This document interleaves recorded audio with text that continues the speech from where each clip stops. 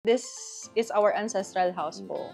So parang naisip po ng mommy ko, why not turn this into a restaurant po.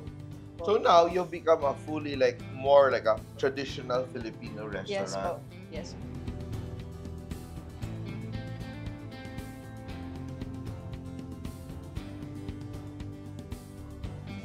So, ito na yung halo-halo ni Aling-Taling. Aling-Taling's halo-halo, simple!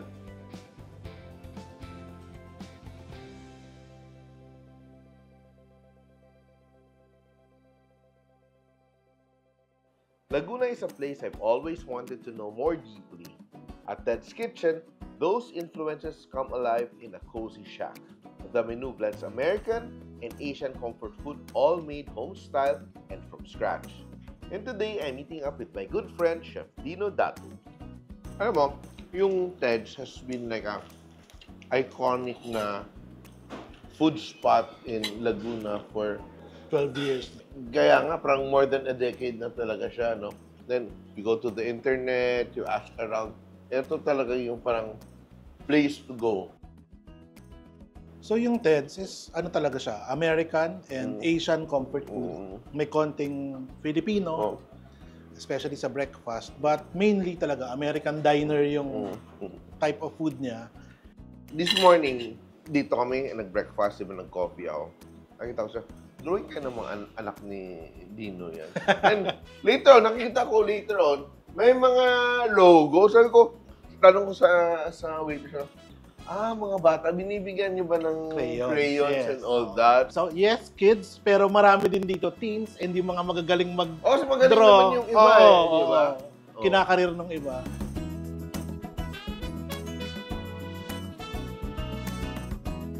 Nung time na tinayo kasi yung Ted's 12 years ago, well, being in Santa Cruz, ang options are very limited. It's either fast food chains or older, parang Filipinized Chinese restaurants. Hindi ba kinahirapan na mag-introduce ng ganitong concept nung nagsimula or patok agad siya agad? Siyempre, curiosity naman agad pagbago, lalo na wala ka naman masyadong kasabay. Curious yung tao, but i-introduce yung ganitong type of food. Initially, meron din. Let's say, isang example nun. Nung 2012, yung drinks namin sinaserve sa mason jars. So, merong mga nagre-reklamo na, bakit sa ganitong baso kayo serve? Pang ano yan lalagyan niya ng Nescafe yung mga ganon, or coffee. Kasi very, very hip and trendy nung panahon na yun, di ba? Yung mga mason jars. Kasi ito yung look niya, may pagka-shabby. Shabby, chic diba? na country, American, yan. From the start, okay yung reception. Tapos nakakatulong din na parang marami kaming iba-ibang size ng space. So for groups, parang isa kami dun sa top options nila na may party tayo for 20, for 30, or bigger. Merong iba-ibang area around the compound. And when you do that, you can also do different menu for them depending on their needs, diba? Pero ano yung mga sa dishes na nandito pa rin ngayon? Ano yung mga dishes na that were part of the first menu na nag-survive through the years? Doon sa mga original, itong burger namin. So, Angus burger, yung ribs namin, na we smoke here. So, isa din yun. We try to do as much as possible from scratch lahat. So, even pasta ng lasagna, yung sausage namin, we make it and we smoke it, ganyan. So, I think that sets apart the quality of the food. Kasi it doesn't feel like too commercial. There's that homey vibe, artisan vibe. And even look at the bread ng ating burger. Brioche gawa din dito. Yan. Kayong nauna sa ganong klaseng style, then bigla siyang hindi naging masyadong conscious yung tao kasi naging very commercial. Then ngayon bumabalik. Diba? So everybody's like, house-made sausage, house-made whatever. And ito yung Angus burger na, nako, I love burgers, kaya ako titikman ko mo. Yan ang mga staples namin na hindi pwede alisin. What is your personal favorite personal, ano kasi ako, may mood na sunod-sunod itong dish na to yung in-order ko. May mood na iba naman. So ako, isa sa favorites ko itong arrabbiata. Mahilig ako doon sa fried eggplant. Yun. So pag mag-order pa ako niyan, nagpapadagdag pa ako ng eggplant. And then meron din kami mga dishes like roast beef or yung breakfast dishes namin, kinakain ko for dinner pa rin. Tapa, longganisa. Very Pinoy. Yeah. Eto, this is really wood smoke ang inyong ribs. And yes. for how long siya na wood smoke? Mga 4 hours. 4 hours? Yung ribs. Di ba matrabaho din siya? What wood ginagamit niyo? Meron kami dito kasi sa around the compound. So mango, sampalok. So yun na yung mga... yung mga... Instead of throwing it away, di ba? So yung mga available namin na kahoy dyan. Nakita ko yung slice ng cake na lumabas kanina. Yes. Ito yung gusto ko na chocolate cake na straightforward, chocolate lang siya, at saka parang fudgy yung... ano siya actually? Tableya. So from Magdalena, sa Magdalena town in Magdalena! Yun ba yun? May kakao sila dyan. So ano siya, sikat yung tableya nila sa Magdalena, yes. Parang probinsyang probinsya. No? Parang garden, paradise, parang ganon. And what we also have there is the Aurora na Filipino restaurant. Yes. No? After TEDS na yon, after a few years of operating TEDS, we decided to highlight yung local naman and the heirloom, yung recipes ng mga lola and mom namin. So, yun. Doon na mabuo yung Aurora. Just a few steps away is Aurora Filipino Cuisine, created by the late Chef Day Salonga. This restaurant is his legacy. Aurora embraces its surroundings and makes it part of its identity. Simple food, created with care, reminds us that tradition grows when it stays close to the land. Pansit is life. And ito, gusto ko yung pansit na to kasi makakapal. No? Vegetables. Yan na to. Alam niyo naman ako, pag pansit, di ba? Go na go ako. And several of our dishes dito has gata.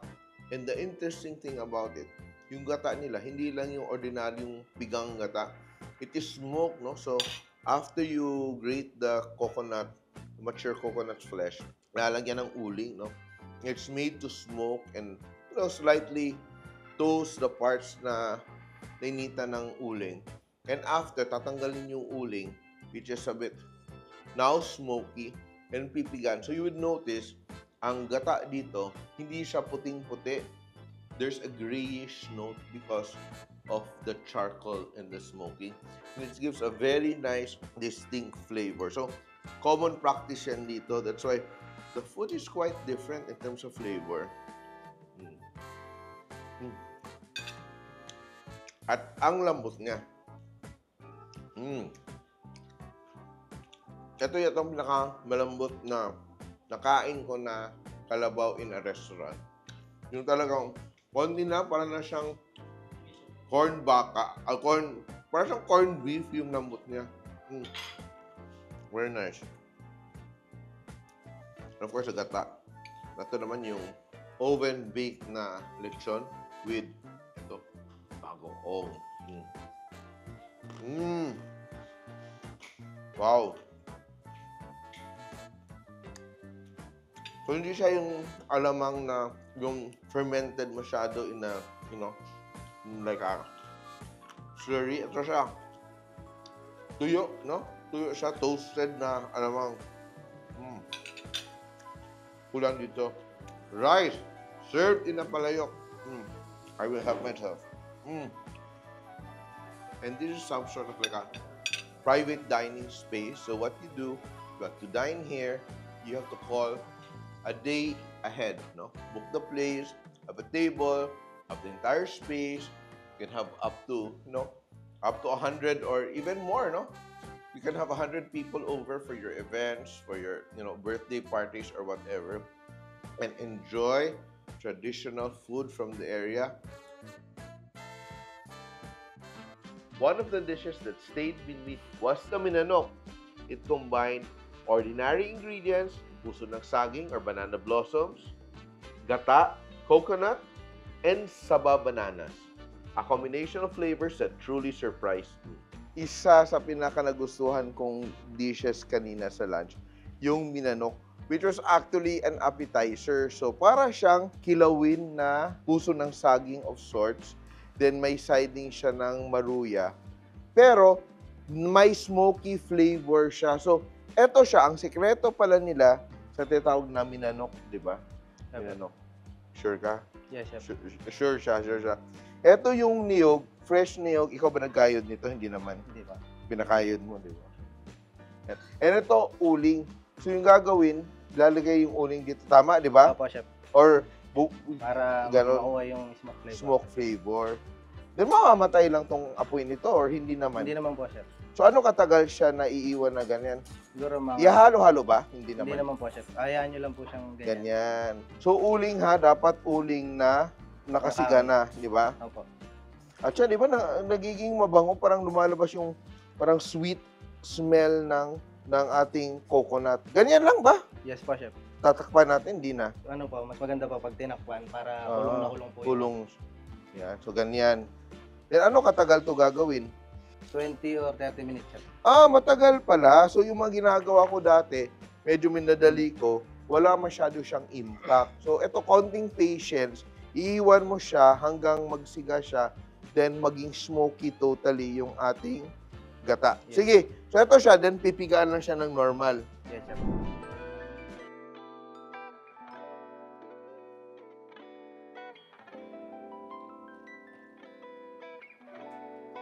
So ito na yung ating gata. Di ba? Nakita mo medyo grayish siya, oh. Di ba? Para siyang mocha or latte. Smells like coconut, pero may konting smoky na aroma. So ano ba siya? Ulam siya? Appetizer? Merienda? Gulay? Pwede rin po siyang ulam, chef. Pwede din. Panghalo sa mga isda, mga ganun, chef. Ano bang proseso nito? Then meron tayong puso. Alagaan yung puso ko. Di ba? Yan. Ito, nilaga na natin. And ito na siya. Walang gagawin, laga lang. Laga lang, Asin. Opo, chef. Then yung tubig daw, tinapon na. Then yung sahog natin dito ay bawang, luya, sibuyas. Ito, di ba? See, ano bang gagawin dito? Game, excited na ako. So, simpleng gisa lang pala to. Then, para siyang paksiw din kasi may suka. Or adobo, no? Para siyang inadobo mo. Tama? Oo. Si suka. Game. So, mantika. Then, anong unahin? Luya po, chef. Luya. Sibuyas. Then, bawang. Daming bawang pala, no? Patis ang panimpla natin. So, parang adobo ngayon lalabas ito, no? Kasi may suka din. Then, Yung gata na po, chef. gata. Huli yung suka pala. So, ilalagay ko to lahat? Hindi naman. Ito kasi konti lang to, no? So, ito yung smoke gata. So, ito, lulutuin siya. Then, salt and pepper. So, ito, may ibang term din dito, di ba? Yung kulawo. Pero, parang sa iba't ibang mga bayan dito. Pero po iba-iba sa din ibang ang bayan tawag. po, may tawag din po na kulawo ang saging din po. Puso Kulawo ng po. saging. Ano ba yung gulay na pwedeng gawin dito? Talong. Kanina, yung labong, pwede. Broccoli. Pwede naman, chef. Pwede ba? Broccoli. Then, Lagay naman natin ito. eto siya kasi very meaty yung texture niya, no? Pero parang para sa probinsya, yung mga Sa nagtitipid. masipsip niya yan, chef. So, manunuyot siya ng Yan, konti. opo. Yan, no? Napaka... Then yan, hayaan na lang natin yan. Chef. Hanggang Oo. sa matuyo siya, masipsip niya. Bakit kaya minanok yung tawag dito na wala namang manok? Chef, dahil po sa cut niya na may pagkakaparehas po sa manok. Dahil nung araw daw po, sabi-sabi po ng mga ninunog na hirap daw po sa karne. Kaya ito po yung ginawa niya, substitute. No. So, mukha naman siyang shredded chicken or Yeah. parang itsura, no?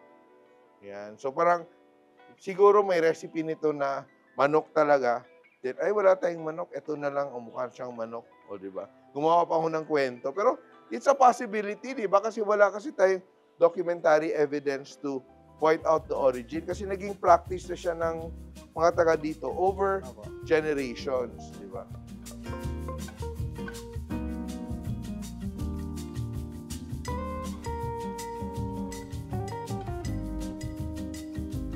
So ito, antayin lang natin tong maluto, pero titignan natin tong ating niyog.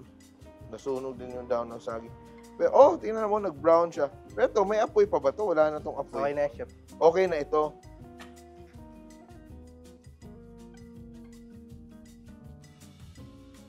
So, luto na yung ating minanok. Ano na yung gagawin ng plating na? Paano ba natin siya ipi-plate? Yan, o. So, ito yung ating maruya. Yes, chef. Maruya. Maruya din talaga tawag dito. Opo, may ruya din po talaga. Then, para siyang ang maruya, nagiging serving vessel. Then, ito yung topping natin, yung ating Minanok, chef. minanok.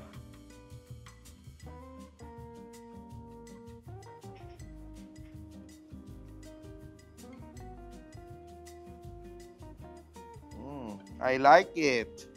Yan, then meron tayong pasibuyas on top. And ito na yung ating minanok.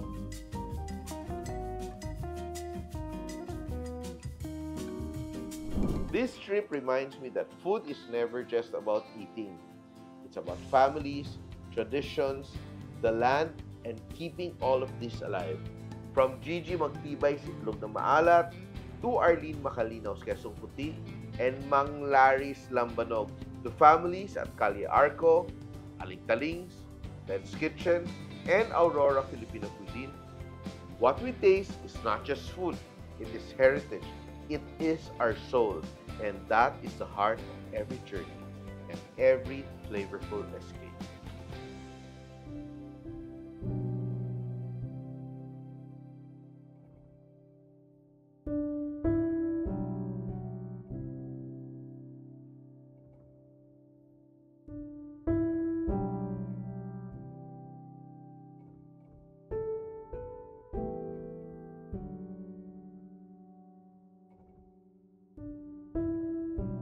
Simple.ph. Living made simple.